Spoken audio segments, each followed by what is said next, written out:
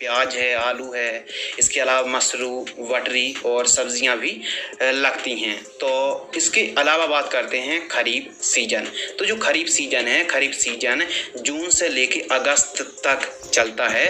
तो खरीफ सीजन पर जैसे सोयाबीन है, धान है, ज्वार है, बाजरा है, कपास है, मक्का है, तिल है और सब्जियां भी लगती हैं। जून, जुलाई, अगस्त पर टमाटर, मिर्च, शिमला, बैगन, गोभी और तमाम प्रकार की सब्जियां भी लगती हैं। सबसे पहले बात करते हैं खरीफ सीजन पर खेत की तैयारी किस प्रकार कराना है। तो ध्यान से सुनिए, खरीफ सीजन के लिए जब आप खेत की तैयारी करा रहे हैं तो बुआई करने से पहले, खरीफ सीजन की खेती करने से पहले 1 से 1.5 महीने पहले ही गहराई में चलने वाले प्लाऊ से, जो कि 1 से 1.5 फीट गहराई में चले, उससे आपको प्लाउइंग कराना है, खेत की तैयारी कराना है एक बार। अब गहराई में चलने वाले हल से, प्लाऊ से जुताई कराने से क्या फ़ायदे होंगे, आइए समझते हैं। तो मोथा घास की जो जड़ें होती हैं, गांठें होती हैं, वह सूख जाएंगी। क्यों? क्योंकि मोथा घास एक ऐसा खरपतवार है जो कि खरपतवार नाशक से कंट्रोल ही नहीं होता। ऊपर से तो सूख जाता है लेकिन जो गांठ होती है वापस से हरा भरा हो जाता है। तो गहराई में चलने वाले यदि प्लावी से आप प्लाविंग कराते हैं तो मोथा घास की गांठें सूख जाएंगी। इसके अलावा जड़ संबंधित जो रोग हैं, बीमारी हैं, वायरस हैं, उन पर भी काफ़ी अच्छा नियंत्रण, कंट्रोल मिलता है। इसके अलावा सूत्रकृमि यानी नेमेटोड की भी रोकथाम हो जाती है। वायु संचार बढ़ता है और उपजाऊपन के साथ साथ उर्वरक क्षमता भी बढ़ जाती है। इसके अलावा खरपतवार कम उगते हैं और घास जाति के जो खरपतवार हैं, स्पेशल जो घास है, उस पर काफ़ी अच्छा नियंत्रण और कंट्रोल मिलता है और फसलों का जो जड़ों का विकास काफ़ी अच्छे तरीके से होता है। यदि आप खेती कर रहे सब्जियों की तो बेड बनाने में भी आसानी होती है। फसलों को भरपूर लाभ पहुंचता है यदि आप गहराई में चलने वाले हल से खेत की तैयारी कराते हैं।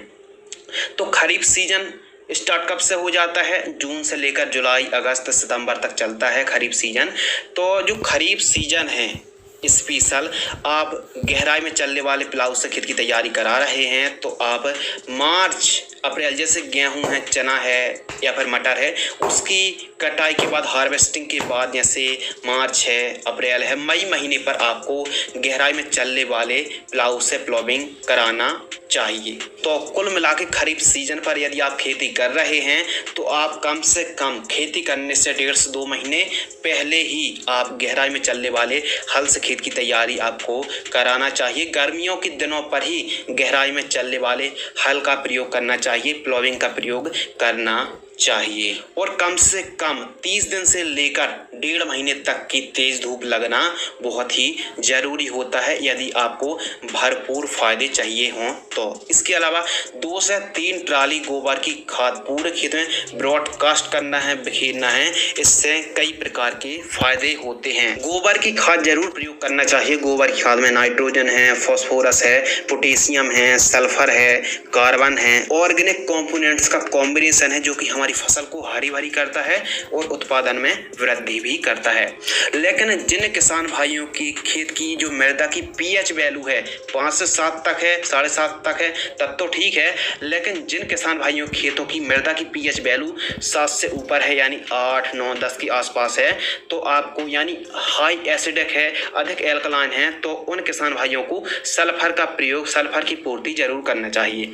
अब सल्फर सस्ते पर सल्फर की भी पूर्ति करना है तो जिप्सम पर 50 किलोग्राम खेत की तैयारी करते समय जिप्सम को पूरे खेत में आपको बिखेर देना है। इससे क्या होगा कि जो वो पीएच वैल्यू मृदा की बढ़ रही 8-9 है, वो एकदम कंट्रोल में आ जाएगी और जो भी आप स्प्रे करेंगे, जो भी फसलों को लगाएंगे, उससे अच्छी यील्ड प्राप्त होगी और अच्छी उपज प्राप्त होगी। यदि आपकी मृदा की पीएच वैल्यू 5, 5.5 से लेकर 7.5 तक है तब तो ठीक है। यदि हाई है तो जिप्सम का आप प्रयोग कर सकते हैं 1 एकड़ पर 50 किलोग्राम। और रोटोवेटर से खेत को समतल करा देना है। लीजिए, हमारी फील्ड एकदम पूरी तरह तैयार हो गई। लेकिन अब बात करते हैं रबी सीजन।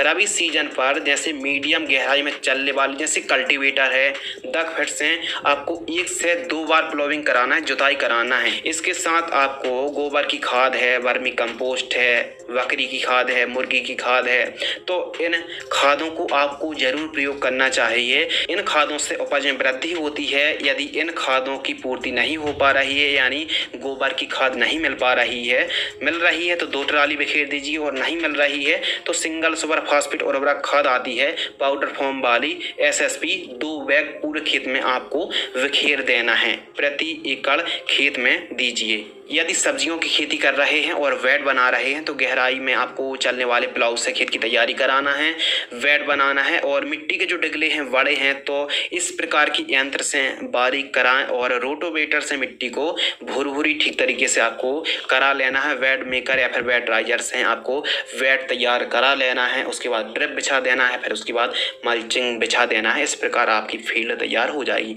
लेकिन यदि आप सोयाबीन की खेती कर रहे हैं, कपास है, धान है, ज्वार है, मक्का है, खरीफ में खेती कर रहे हैं तो बिल्कुल भी ज़रूरी नहीं है कि गहराई में चलने वाले हल से ही हमको प्लोइंग करानी चाहिए, बल्कि मीडियम कल्टीवेटर से ही आपको खेत की तैयारी करा लेनी चाहिए। लेकिन आप करेला है, टमाटर है, मिर्च है, बैगन है और हीरा है और सब्जी वर्गीय जो क्रॉप्स होती हैं तो इनके लिए गहराई में चलने वाले जैसे प्लाऊ है उसी से प्लाउइंग कराना चाहिए, उसके बाद बेड तैयार आपको कराना चाहिए।